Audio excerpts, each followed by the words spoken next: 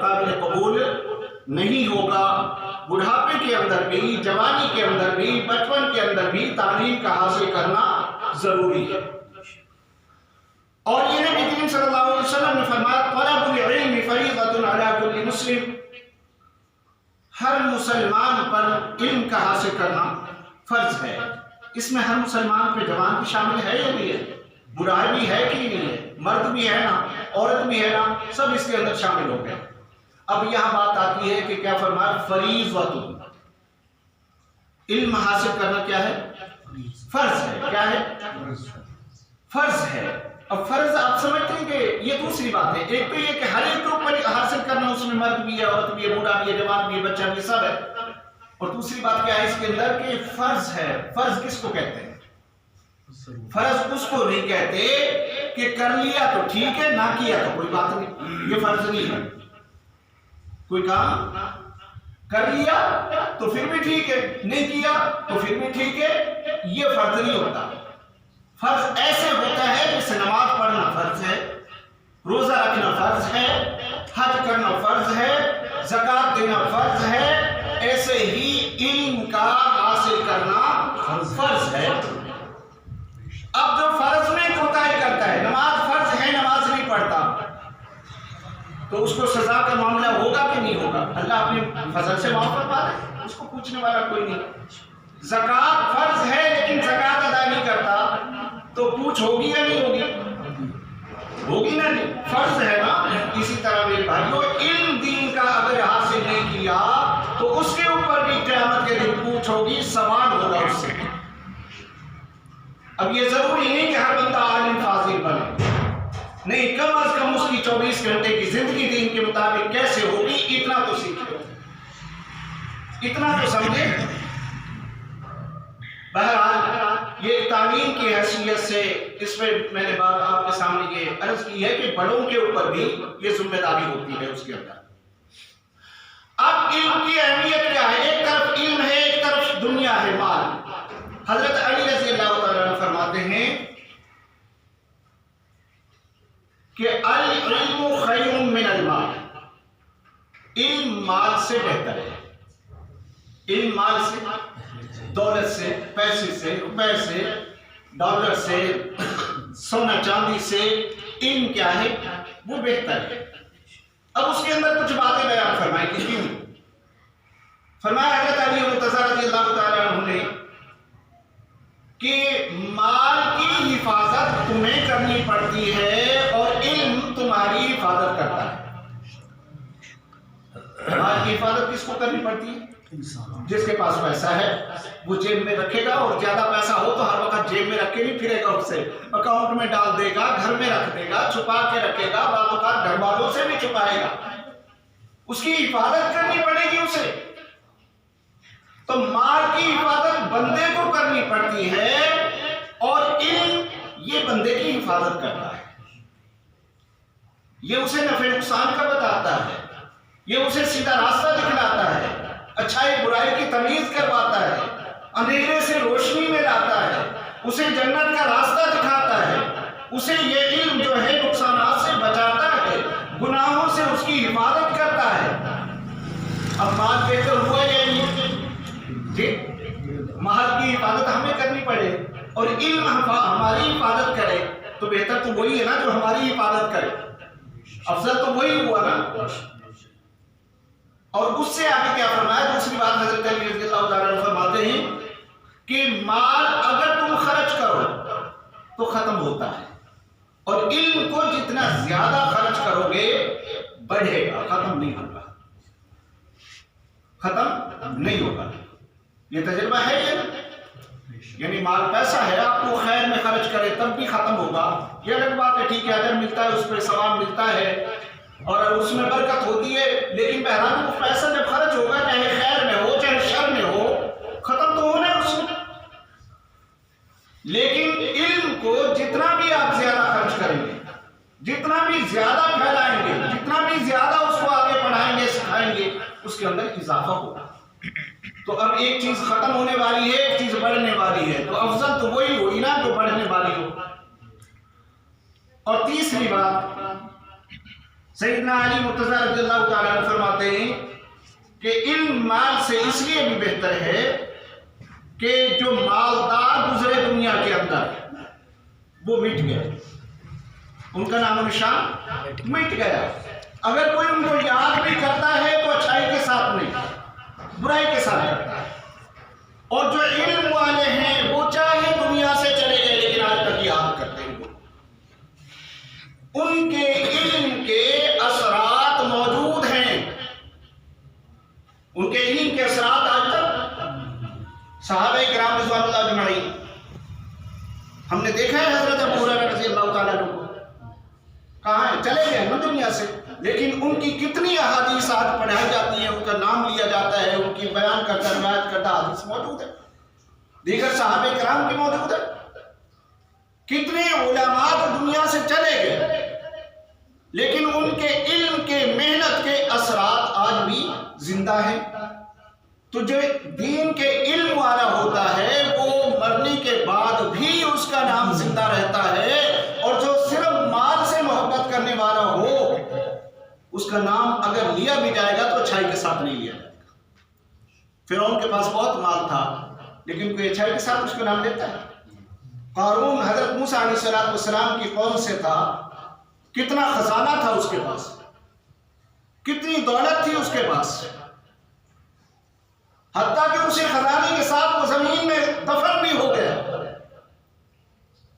اور جب اس سے کہا کہ یہ اللہ کی دین ہے، اس میں زکوٰۃ ادا کر، تو اس نے کہا نہیں، یہ تو میرا کمال ہے، میری محنت ہے، میرا علم ہے۔ اور ایسی شان اس کی تھی کہ قرآن پاک نے اس کا ذکر کیا، علماء حضرات تشریف فرما ہے، اِنَّ قَارُونَ مِن قَوْمِ مُوسَىٰ فَبَغَىٰ عَلَيْهِمْ، ایک رکوع کے اندر اس کا تذکرہ ہے۔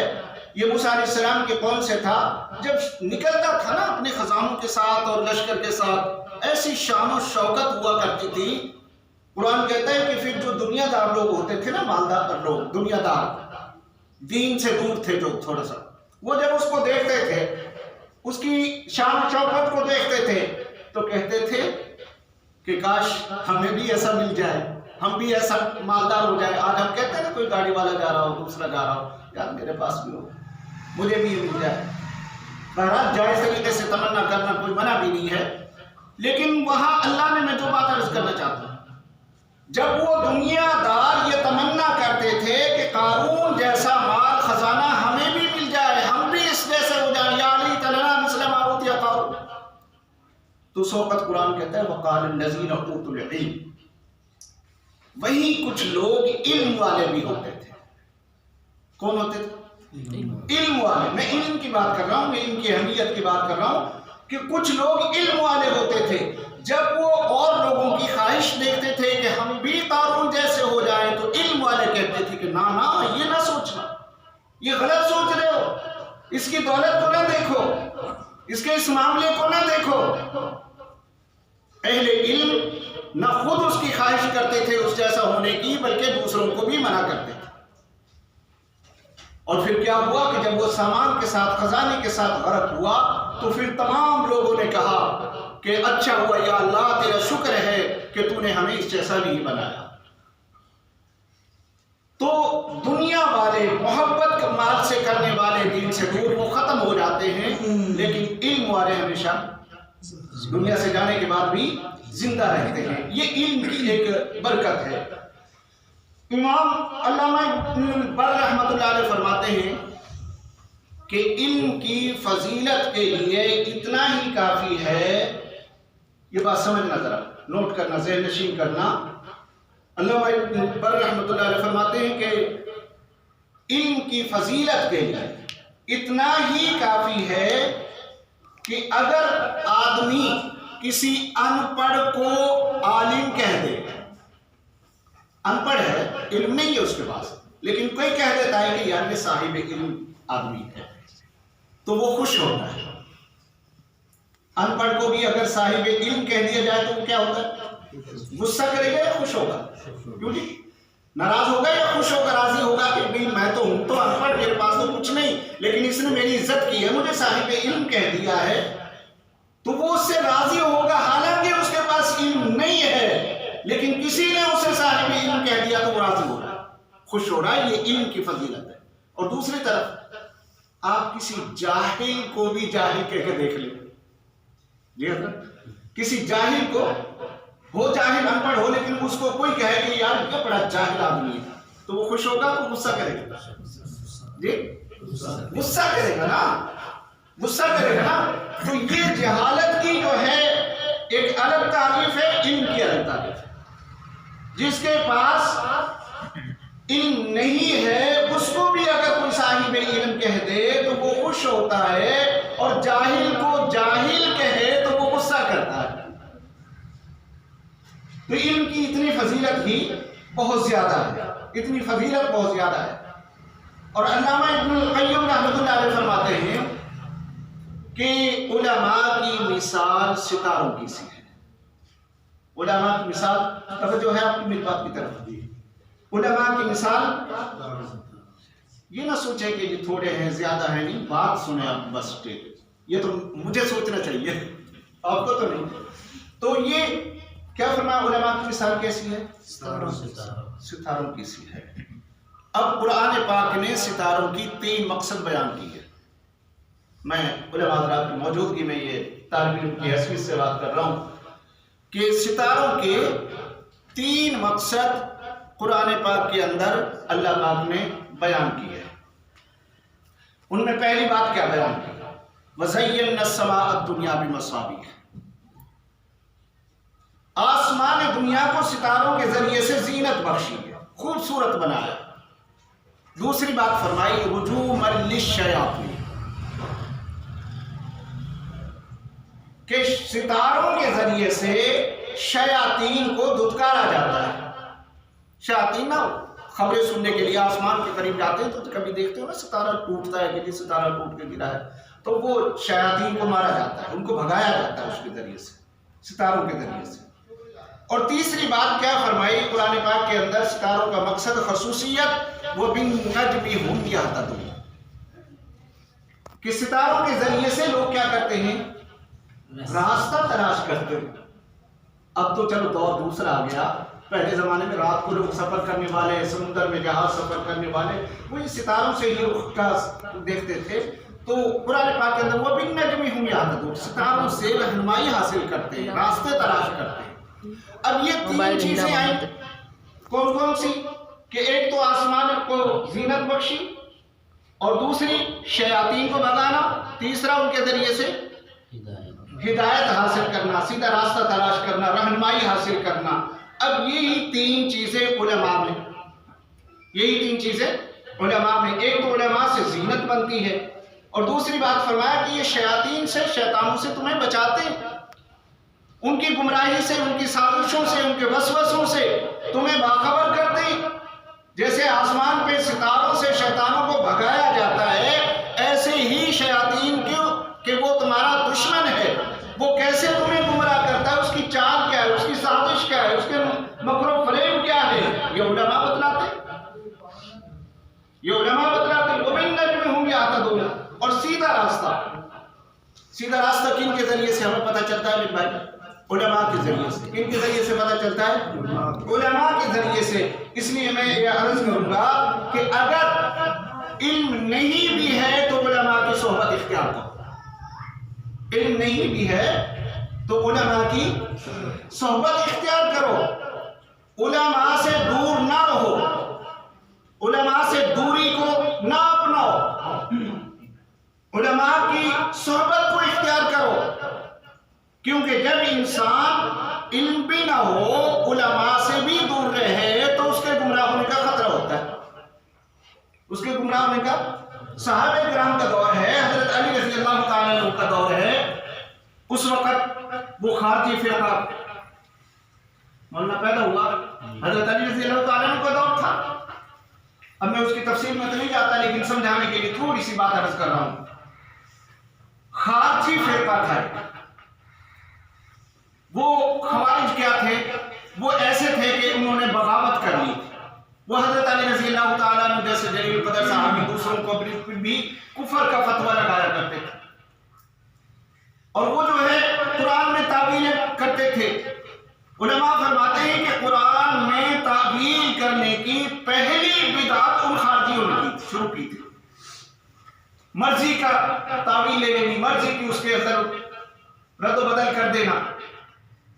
اب حضرت علی رضی اللہ عنہ نے فرمایا کہ وہاں بڑے بڑے حضرت علی رضی اللہ تعالیٰ عنہ اس وقت موجود ہیں، حضرت عبداللہ بن عباس رضی اللہ تعالیٰ عنہ جیسے صحابی موجود ہیں، حضرت انس رضی اللہ تعالیٰ عنہ جیسے صحابی جو ہیں اس وقت وہ موجود ہیں وہاں.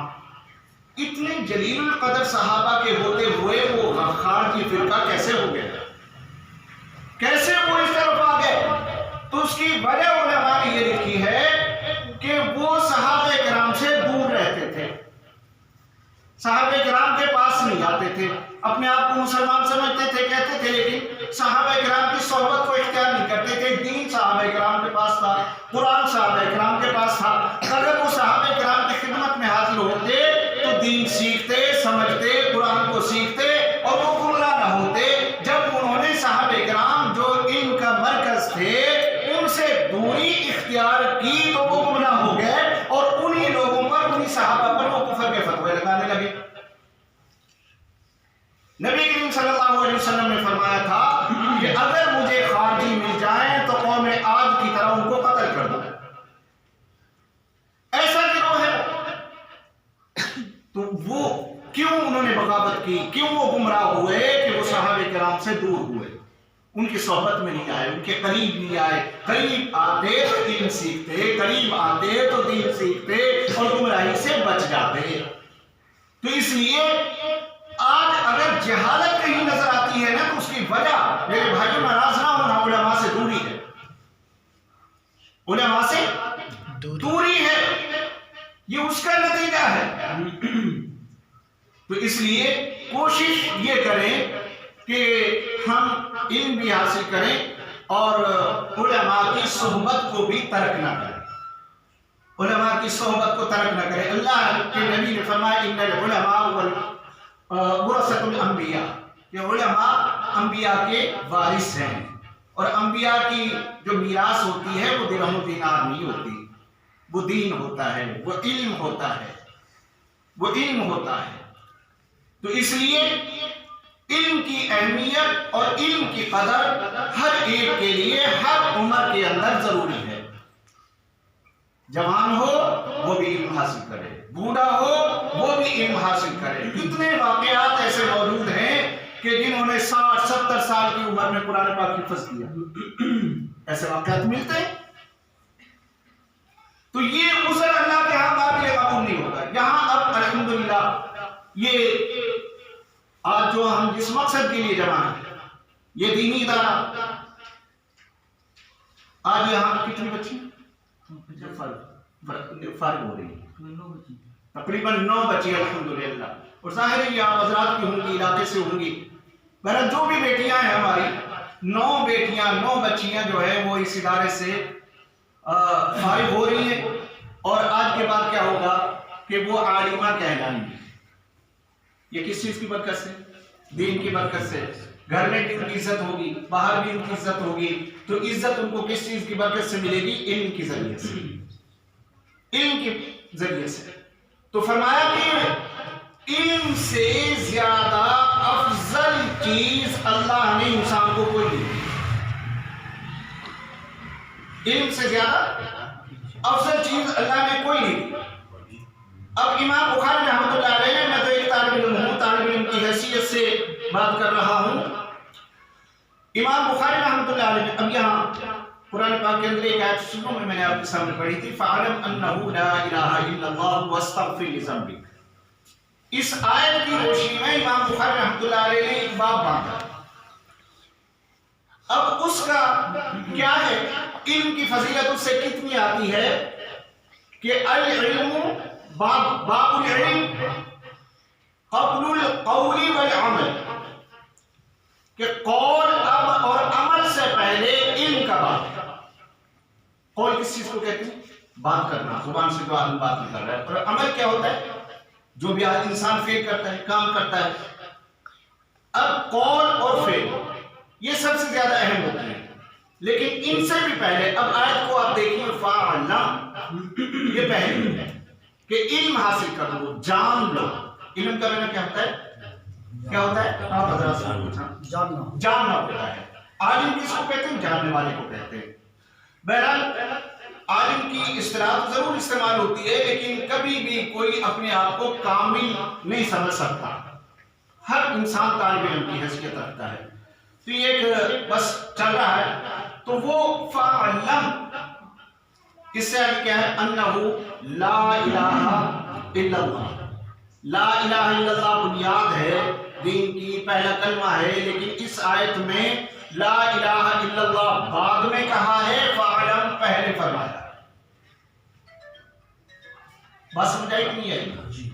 فَعْلَمْ انہو، یہ قرآن مجید کی آیت ہے، فَعْلَمْ انہو لا الہ الا اللہ وَاسْتَغْفِرْ لِذَنبِكَ. اللہ نے فرمایا کہ بے شک جان لو کہ لا الہ الا اللہ، اللہ کے سوا کوئی معبود نہیں. وَاسْتَغْفِرْ لِذَنبِكَ، اور اپنے گناہوں کی معافی مانگو. اب لا الہ الا اللہ قول ہے، وَاسْتَغْفِرْ لِذَنبِكَ عمل ہے. لا الہ الا اللہ کیا ہے؟ زبان سے پڑھ رہا ہے نا آدمی، قول ہے. اور وَاسْتَغْفِرْ لِذَنبِكَ گناہوں سے معافی مانگنا، توبہ کرنا، یہ کیا ہے؟ یہ کیا ہے؟ آپ حضرات بول رہے ہیں، وہ تو محترم ہے، مجھ سے زیادہ جاننے والے ماشاءاللہ سارے حضرات. میں تو آپ حضرات سے تھوڑی شکایت چاہتا ہوں، ان کی تو برکت کافی ہے، ان کی سرپرستی کافی ہے. مجھے تو ویسے بھی شرم محسوس ہو رہی ہے علماء کے سامنے بات کرنے سے. بہرحال پہلے کیا کہا؟ لا الہ الا اللہ یہ قول ہے، وَاسْتَغْفِرْ لِذَنبِكَ گناہوں سے معافی مانگنا، یہ کیا ہے؟ عمل ہے. تو قول اور عمل سے بھی پہلے کہا کہ تم جان لو، اتنا علم تمہیں پتہ ہونا چاہیے کہ لا الہ الا اللہ کیا ہے، وَاسْتَغْفِرْ لِذَنبِكَ کیا ہے. قول بعد میں، عمل بعد میں، علم پہلے. اب جب قرآن پاک کا نزول شروع ہوتا ہے، پہلی مرتبہ وحی آئی، 40 سال عمر مبارک ہے سرکار دو عالم صلی اللہ علیہ وسلم کی. تو اس وقت پہلی آیتیں سورۃ العلق 30ویں پارے میں ہے، اقرأ بسم ربک الذی. اس کی پہلی 5 آیتیں پہلی مرتبہ جب قرآن اترا ہے تو یہ آیتیں نازل ہوئی. قرآن شروع کہاں سے ہوتا ہے؟ الف لام میم سے ہوتا ہے نا، نون شریف سے ہوتا ہے، لیکن وہ پہلے نزول کے ترتیب یہ نہیں ہے. تو پہلے کیا ہے؟ تھوڑا سا بند کرنا. تو وہ آپ کو فرمائیں میری طرف. تو پہلی آیتیں کون سی آئی ہیں؟ پہلی مرتبہ پہلی نازل ہوئی. حضور علیہ السلام کی عمر مبارک 40 سال ہے، آپ غار میں تھے، جو کہ السلام وحی لے کر آئے، قرآن نازل ہونا شروع ہوا. تو پہلی آیتیں کون سی تھیں؟ اقرأ بسم ربک الذی خلق خلق الانسان من علق اقرأ وربک الاکرم الذی علم بالقلم علم الانسان ما لم یعلم. یہ 5 آیتیں. جب دوسری دفعہ وہی نازل ہوئی تو سورہ مدثر کی 7 آیتیں نازل ہوئی تھی. بہرحال میں ان میں بھی صرف ایک پہلا میسج جو اللہ کی طرف سے آیا، پہلا حکم جو اللہ کی طرف سے آیا. یہ میسج کا نام میں نے اس لیے لیا ہے کہ اس کو جلدی سمجھ جاتے ہیں. یہ میسج ہوتا ہے واٹس ایپ کے ذریعے آ جائے، دوسری طرف سے آ جائے، تو یہ جبرائیل علیہ السلام کے ذریعے سے اللہ کا میسج آیا. تو سب سے پہلا میسج کیا تھا؟ اللہ نے اپنی عبادت کا حکم نہیں دیا پہلے، نماز کا حکم نہیں دیا پہلے، زکوٰۃ کا حکم نہیں دیا، روزوں کا نہیں دیا، حج کا نہیں دیا، ایمان لانے کا ذکر بھی پہلے نہیں کیا، بلکہ کیا کہا؟ اقرأ پہلے پڑھ. اقرأ کا معنی کیا ہے؟ پڑھنا. اقرأ کا معنی کیا ہے؟ پڑھنا. تو پہلے پڑھیے. پڑھنا کیا ہوتا ہے؟ وہی علم. پہلے علم حاصل کیجیے، پہلے پڑھیے.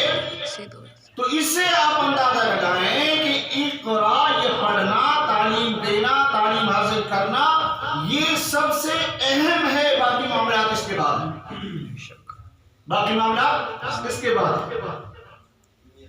اب ایک اور نبی کریم صلی اللہ علیہ وسلم نے ارشاد فرمایا کہ جو آدمی میری مسجد میں آئے، جو آدمی میری مسجد میں آتا ہے اور اس نیت سے آتا ہے کہ وہ علم سیکھنے کی نیت سے یا علم سکھانے کی نیت سے، یعنی پڑھنے کی نیت سے یا پڑھانے کی نیت سے آتا ہے، تو فرمایا کہ وہ اللہ کو سب سے زیادہ ملے. اللہ کو وہ سب سے زیادہ محبوب ہے. اور طالب علم جب دین کا علم حاصل کرنے کے لیے نکلتا ہے تو آپ حضرات سنتے ہیں کہ فرشتے اس کے قدموں کے نیچے پر بچھاتے ہیں.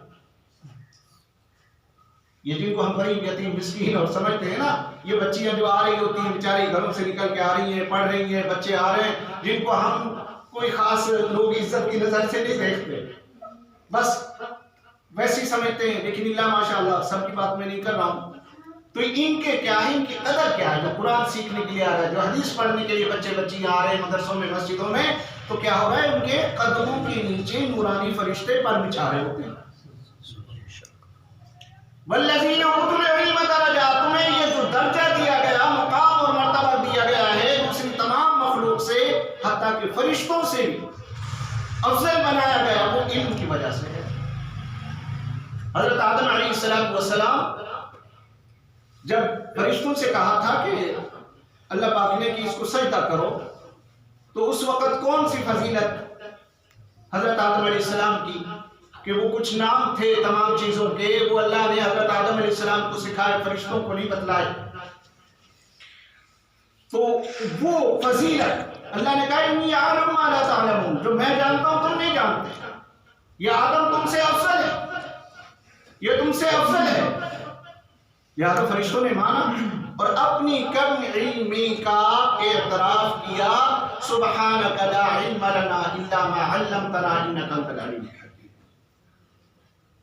تو میرا خیال ہے کہ یہ علم کی کچھ باتیں جو ہیں ان سے ہمارے ذہن کے اندر دین کا علم، اس کی قدر، اس کی اہمیت اور اس کی فضیلت ہمارے ذہن کے اندر بیٹھ جانی چاہیے کہ ہمارے دنیا کے اندر اور آخرت کے اندر کام آنے والے یہ علم، دین کا علم. دوسرا علم بھی بیکار نہیں ہے، ہم اس کو بیکار نہیں کہتے.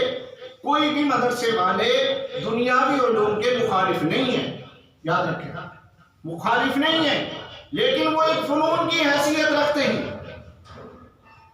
وہ صرف آپ کو آخری سانس تک دنیا کے اندر، اور یہ بھی یاد رکھیں جو شاگرد ہوتا ہے اور استاد ہوتا ہے، میں یہ بچیوں کی بھی توجہ چاہوں گا، جو بچیاں پڑھتی ہیں سن رہی ہیں ان کی تک آواز پہنچ رہی ہے، یا جو بچے ہیں، کہ استاد اور شاگرد کا جو رشتہ ہوتا ہے نا، یہ ایک ڈاکٹر اور مریض والا رشتہ ہوتا ہے. استاد اور شاگرد کا آپس میں رشتہ ڈاکٹر اور مریض والا ہے. اب اگر ڈاکٹر مریض سے نفرت کرے گا تو وہ اس کا علاج کیا کرے گا؟ ایسے ہی استاد اگر شاگرد سے نفرت کرے گا تو اس کا علاج کیا کرے گا؟ یا کوئی مریض اگر اپنے معالج سے، اپنے ڈاکٹر سے، اپنے حکیم سے نفرت کرے، اس کو برا سمجھے، غلط سمجھے، تو وہ علاج کیا کروائے گا؟ تو ایسے ہی کوئی شاگرد اگر اپنے استاد کی عزت نہیں کرتا، اس کو اچھا نہیں سمجھتا، تو پھر وہ علم کیا حاصل کرے گا؟ تو انسان کو جو ڈاکٹر ہے وہ جسمانی بیماریوں کا علاج کرتا ہے اور استاد روحانی بیماریوں کا علاج کرتا ہے. استاد روحانی بیماریوں کا علاج کرتا ہے. تو یہ علم میرے بھائیو ایک روشنی ہے جو ہمیں جہالت سے باہر نکالتی ہے.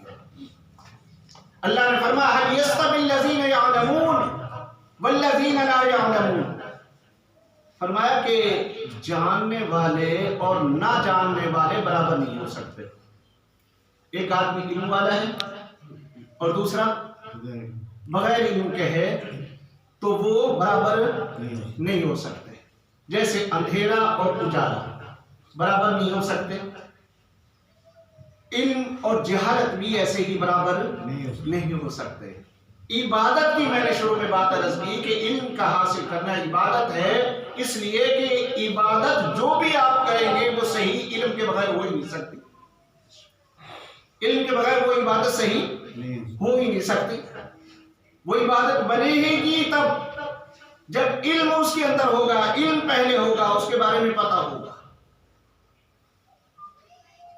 تو اس لیے اب میں ان فارغ ہونے والی بچیوں سے بھی بالخصوص ایک دو باتیں جو ہے وہ ہم سب بھی ان باتوں کے محتاج ہیں، وہ صرف ان کے لیے نہیں ہے، لیکن میں ان کی خصوصی توجہ یہ چاہوں گا کہ اللہ پاک نے بڑا کرم کیا ہے، احسان کیا، فضل کیا ہے، اور ان ماں باپ کو بھی میں مبارکباد دینا چاہوں گا جن کی بیٹیاں فارغ ہو رہی ہیں یا زیر تعلیم ہیں. کہ وہ بہت مبارکباد کے مستحق ہیں، بڑے خوش نصیب ہیں کہ جن کی بچیوں کے سینوں میں یا بچوں کے سینوں میں قرآن ہو، حدیث ہو، دین کا علم ہو۔ یہ بہت بڑی بات ہے۔ آپ لوگوں نے جنہوں نے یہ محنت قربانی کی دی ہے بچیوں کو لانا، لے جانا، پڑھانا، وہ بہت خوش نصیب ہیں، اللہ نے آپ کو قبول کیا ہے۔ یہ بہت بڑی دولت دے دی آپ نے اپنی بچیوں کو۔ ہاں، دنیا کو وہ نظر آتی ہے کہ جہیز میں گاڑی دے دی، موٹر سائیکل دے دیا، فلاں نے اپنی بیٹی کو بہت کچھ دیا شادی میں۔ بھائی ان تمام دولتوں سے بڑھ کر یہ دولت ہے، تمام دولتوں سے بڑھ کر یہ دولت ہے۔ اچانک میرے ذہن کے اندر ایک بات اللہ پاک نے ڈال دی کہ ایک شخص تھا پہلے زمانے میں، امام شافعی رحمۃ اللہ علیہ کے زمانے میں، بہت عرصہ ہوا کتاب میں نظر سے یہ بات گزری اور اللہ پاک نے ذہن میں یاد کروا دی۔ وہ عرض کر دوں آپ کے سامنے چھوٹی سی بات۔ اس کے پہلے اولاد نہیں تھی، اللہ نے بیٹی دے دی۔ اب بیٹی جب ہوئی نا اس کے، تو اس نے اس وقت اپنی بیوی سے کہا کہ میں جب اس کی شادی کروں گا نا اس بیٹی کی، تو میں اس کو بہت ہر دنیا کی ہر چیز دوں گا۔ امیر آدمی تھا، دنیا کی ہر چیز دوں گا اس کو۔ اب ادھر بیٹی جوان ہوتی گئی، ادھر اس کا کاروبار برباد ہوتا گیا۔ بیٹی کے جوان ہونے تک وہ بندہ غریب ہو گیا۔ شادی کا دن آ گیا، شادی کی تیاری کر رہا ہے۔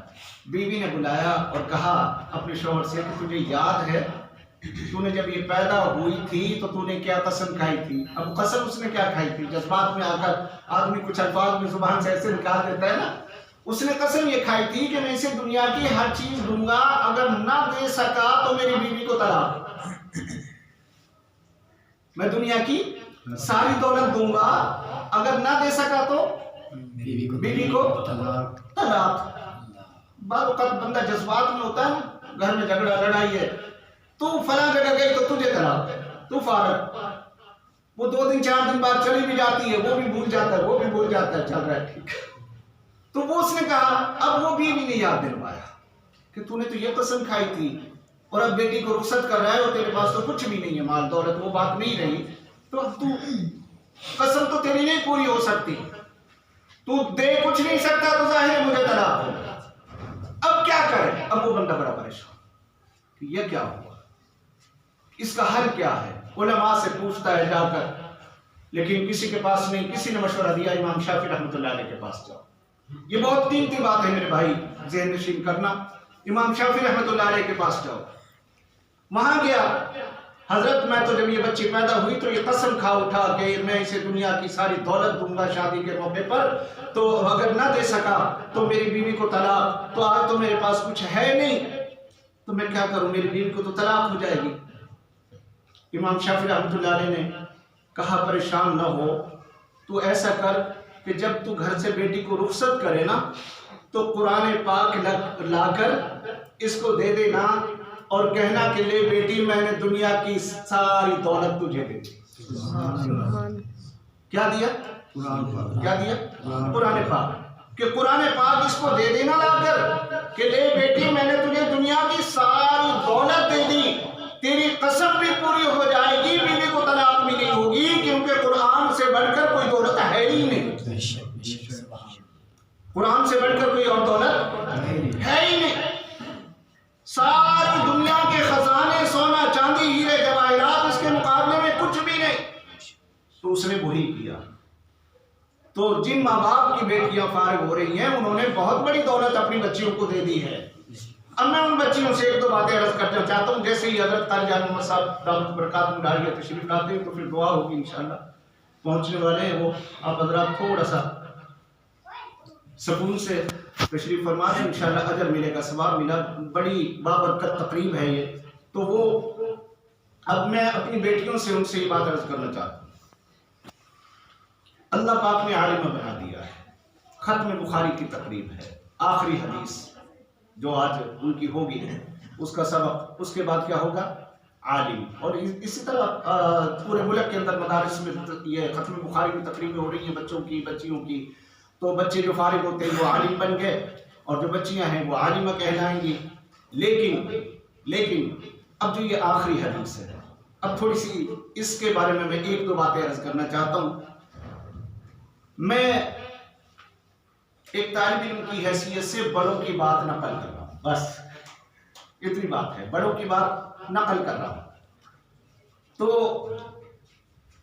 امام بخاری رحمۃ اللہ علیہ نے جو یہ بخاری شریف میں سب سے آخر میں جو یہ حدیث لائے، جس کا سبق جو ہے وہ ہوگا، اور آپ حضرات نے وہ حدیث سن بھی رکھی ہوگی، پڑھتے رہتے ہوں گے۔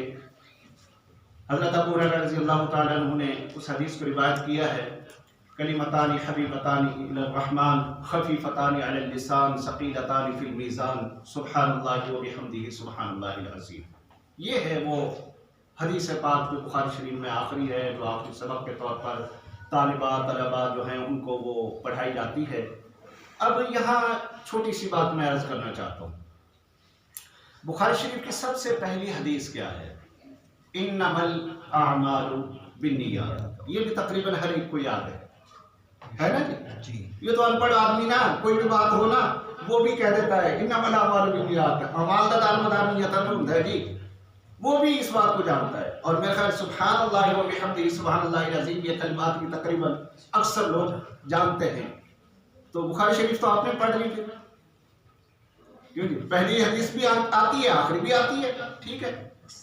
اچھا، پہلی حدیث جو ہے وہ ایمان کا ذکر نہیں، نماز کا ذکر نہیں، توحید کا ذکر نہیں، نبوت رسالت کا ذکر نہیں، حج زکوٰۃ کا ذکر نہیں، کسی چیز کا ذکر نہیں۔ پہلی حدیث جو امام بخاری رحمۃ اللہ علیہ بخاری شریف میں لائے ہیں وہ ہے انما الاعمال بالنیات۔ آگے بھی اس کے اور ہے، لیکن میں ایک چھوٹی سی بات بس اس کا مطلب کیا کہ اعمال کا دار مدار بولیے اعمال کا دار مدار نیت پر ہے۔ یہ کیوں فرمایا، کیوں اس حدیث کو پہلے فرمایا؟ وہ اس لیے کہ آگے چل کر جو ایمان لانا ہے، آگے چل کر جو تم نے نمازیں پڑھنی ہیں، آگے چل کر جو روزوں کا حکم آئے گا، زکوٰۃ کا آئے گا، حج کا آئے گا، تمام چیزوں کے احکامات آئیں گے، تو وہ ان تمام کی قبولیت کا دار مدار جو ہے وہ نیت پر ہے۔ تمام کی قبولیت کا دار مدار نیت پر ہے۔ اب یہ آخر میں یہ بات جو ہے منازع الموازین القسط، اب اس کا جو ہے میں تھوڑی سی بات میری طرف توجہ کریں ذرا۔ اس آخری حدیث کا مطلب و مفہوم کیا ہے؟ وہ بچیاں بھی وہ بیٹیاں بھی ذرا توجہ سے سن لیں اس بات کو کہ یہ کیوں آخر میں یہ حدیث کیوں بیان کی گئی۔ اس لیے کہ جس نے بخاری شریف جس کی مکمل ہوئی ہے اسے یہ کہا جا رہا ہے، امام بخاری رحمۃ اللہ علیہ فرما رہے ہیں کہ دیکھ تو نے بخاری شریف ساری پڑھ لی، اس کے اندر عبادات کا معاملہ بھی آیا، معاملات بھی آیا، اس کے اندر تمام چیزیں آئی ہیں، تمام احکامات آئے ہیں، وہ تم نے پڑھ لیے ہیں، سب کچھ پڑھ لیے ہیں، اور اب بخاری شریف کی آخری حدیث پڑھ رہے ہو، فارغ ہو جاؤ گے تو عالم بن جاؤ گے، عالمہ بن جاؤ گی۔ گویا یہ بات ذہن کے اندر بیٹھ گئی۔ امام بخاری رحمۃ اللہ علیہ طلباء کو یہ سمجھانا چاہتے ہیں، پڑھنے والوں کو یہ سمجھانا چاہتے ہیں کہ دیکھو صرف علم کا حاصل کر لینا ہی کافی نہیں ہے، صرف جان لینا ہی کافی نہیں ہے، صرف علم کا حصول ہی کافی نہیں ہے، بلکہ کیا ہے کہ علم کے بعد عمل کرنا ضروری ہے، اور عمل بھی کون سا؟ جس کے اندر اخلاص ہو، جس عمل کے اندر وزن ہو، جس کے عمل کے اندر وزن ہو۔ وَنَزَعُ الْمَوَازِينَ الْقِسْطَ، اللہ پاک فرما رہے کہ ہم ترازو کو انصاف پر رکھیں گے قیامت کے دن، ترازو کو انصاف پر رکھیں گے قیامت کے دن۔ قسط کا معنی جو ہے یہ عدل ہوتا ہے، قسط کا معنی کیا ہے؟ عدل ہوتا ہے۔ تو قیامت کے دن ترازو ہوگا، وہاں انسان کے تمام اعمال تولے جائیں گے۔ کیا ہوگا؟ میری طرف توجہ کریں، یہ ہمارے لیے بھی ہے، سب کے ہر ایک کے اعمال کیا ہوگا؟ ترازو لگے گا، اور وہ کیا ہوگا؟ تولا جائیں گے اعمال۔ اب اعمال میں جتنا وزن ہوگا اتنا اس کا نیکیوں والا پلڑا جھکے گا۔ اور وزن کس عمل میں ہوگا؟ وزن کس عمل میں ہوگا؟ جس میں اخلاص ہوگا۔ وزن کس عمل میں ہوگا؟ جس میں اخلاص ہوگا، بولیے نا، جس میں اخلاص ہوگا۔ جتنا زیادہ اخلاص ہوگا اتنا وہ عمل وزنی ہوگا، وزنی ہوگا۔ تو اس لیے عمل کرنا، اب ایک جگہ فرمایا کہ الناس كلهم هالكون الا العالمون والعالمون كلهم هالكون الا العاملون والعاملون كلهم هالكون الا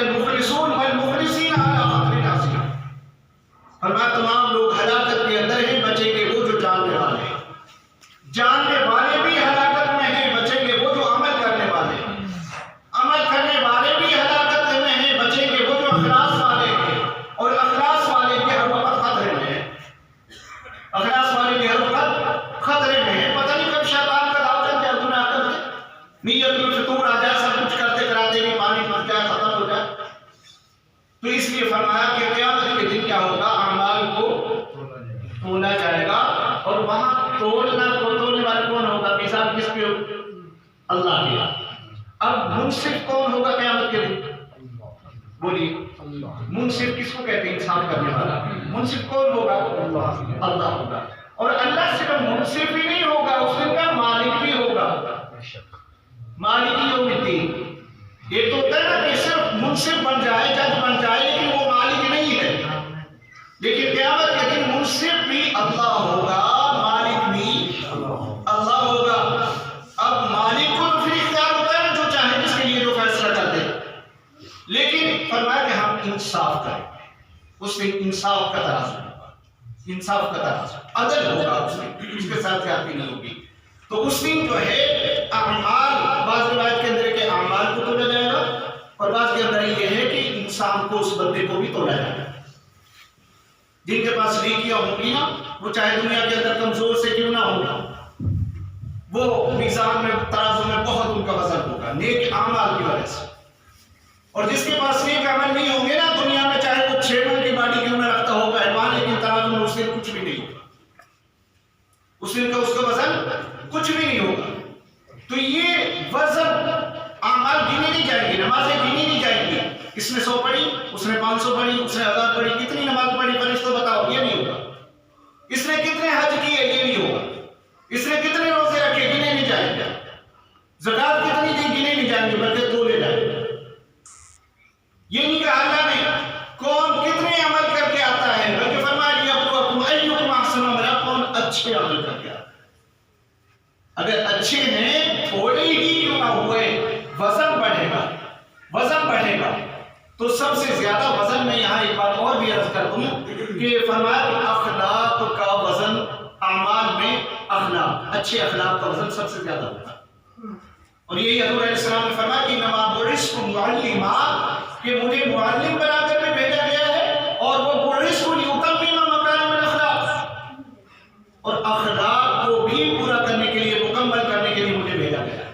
یہ دو چیزیں آپ نے بیان فرمائی، معلم بنا کر میں بھیجا گیا، اور یہ ہمارا ایمان ہے، ہمارا عقیدہ ہے کہ کوئی ماں باپ، توجہ فرمائے، کوئی ماں باپ اپنی اولاد کو اتنا نہیں سکھا سکتا، کوئی استاد اپنے شاگرد کو اتنا نہیں سکھا سکتا جتنا حضور علیہ السلام نے امت کو سکھایا۔ بس ذہن میں بیٹھی، حضرت تشریف لے آئے، یہ بات ذہن میں بیٹھی نہ جاتے، کیوں جی؟ کوئی اولاد، کوئی ماں باپ اپنی اولاد